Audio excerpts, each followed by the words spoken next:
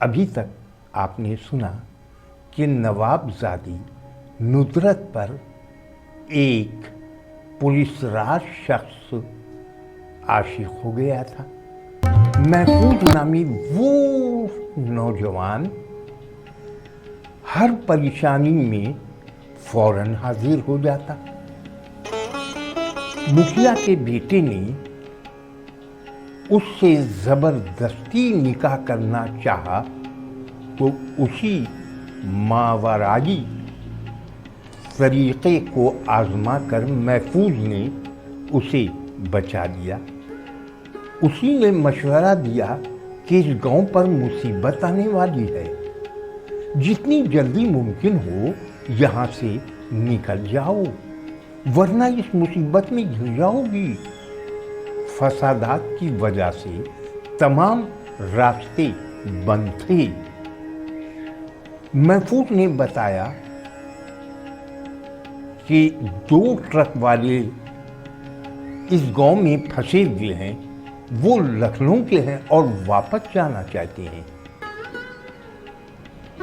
उनके ट्रकों पर पूरी बारात ले जा सकती हो, उसे राजी कर लो। नुसरत ने उसे राजी किया और अपने घर के तमाम अफराद यानी कि मुकम्मल बारात को ट्रक पर सवार कराया और लखनऊ के लिए निकल पड़ी। अब आगे की कहानी सुनिए। ट्रक बिल्कुल खाली था, माल उतारा जा चुका था। ड्राइवर मुसलमान था, इसीलिए मुखिया ने उसे रोक लिया था कि रास्ते में कोई परेशानी पेश न आ जाए।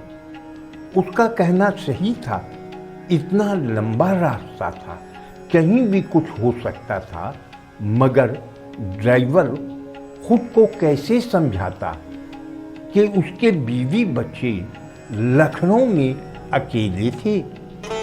पता नहीं वहाँ क्या हाल हो, अगर वहाँ भी फसादात की लहर उठ चुकी है तो उसके बीवी बच्चों का जिंदा बचना मुश्किल था, इसलिए कि वो गैर मुस्लिम अक्सरियती इलाके में रहता था। आसपास कोई मुसलमान महल्ला नहीं था जहाँ वो लोग छुप सकते। इसी परेशानी ने उसे खतरा मोल लेने पर आमादा कर दिया। उसके साथ एक और शख्स था। वो दोनों अगली सीट पर थे और पिछली सीट जो ड्राइवर आराम के लिए स्पेशली बनाते हैं, उस पर मैं और मेरी सहेलियां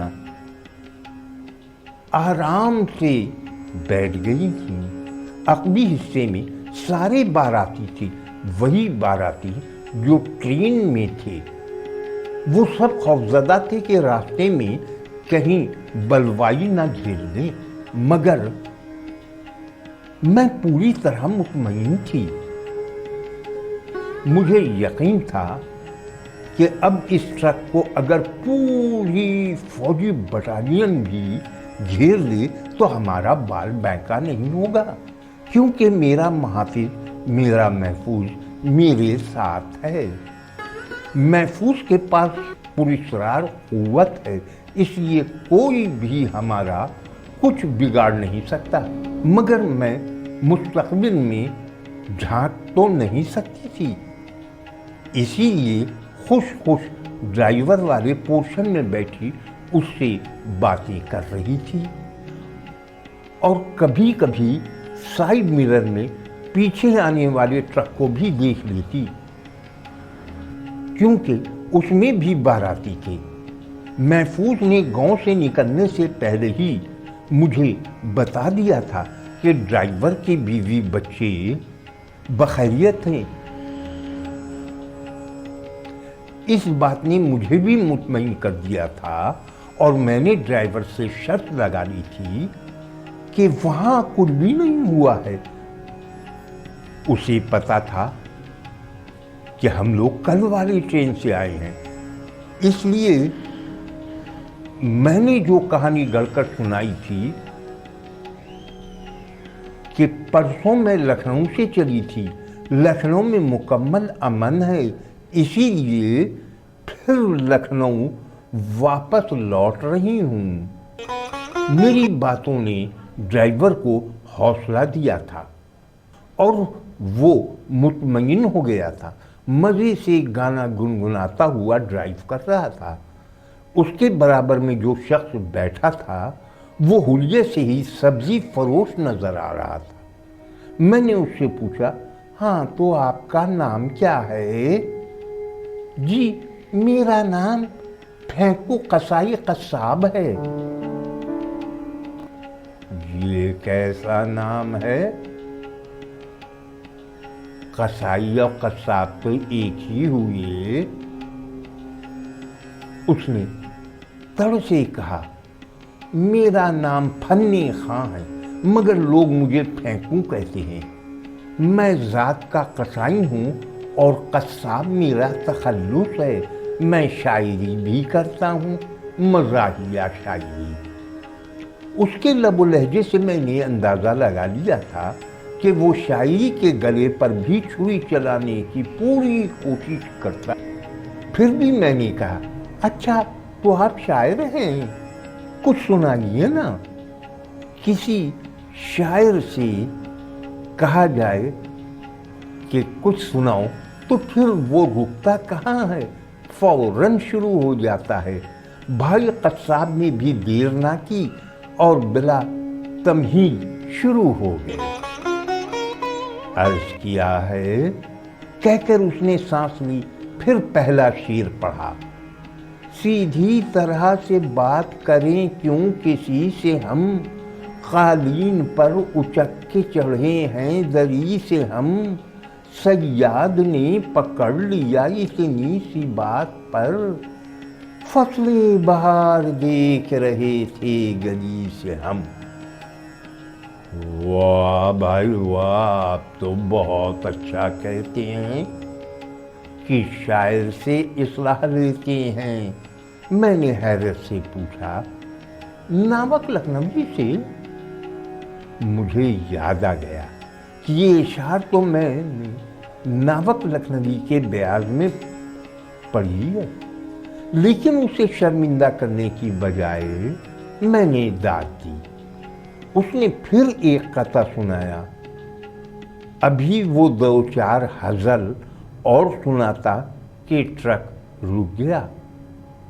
वो मंजर ही ऐसा था कि हर एक आंख फटी की फटी रह गई थी।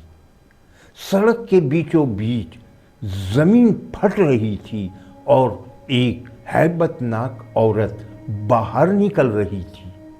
उसके 4 हाथ थे और हर हाथ में त्रिशूल, गंडासा, तलवार, फलसा। उसके खुले से लंबे लंबे बाल हवा में लहरा रहे थे।